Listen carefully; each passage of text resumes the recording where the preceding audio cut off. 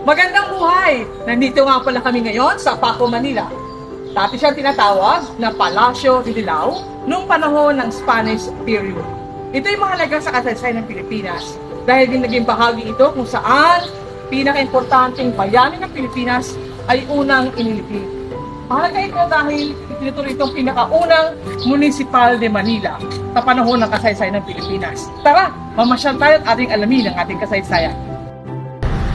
Alam mo ba, na sa makasaysayang lugar na ito, palihim na inilibing si Dr. Jose Rizal pagkatapos siyang berilin sa Luneta Park. Pagkalipas ng 2 taon, hinukay ang kanyang mga labi at ibinigay ito sa kanyang anak. At sa loob ng ilang mga taon, ito ay kanyang iningatan. Pagkalipas ng 14 na taon, ang labi ni Jose Rizal ay inilagak sa Luneta Park.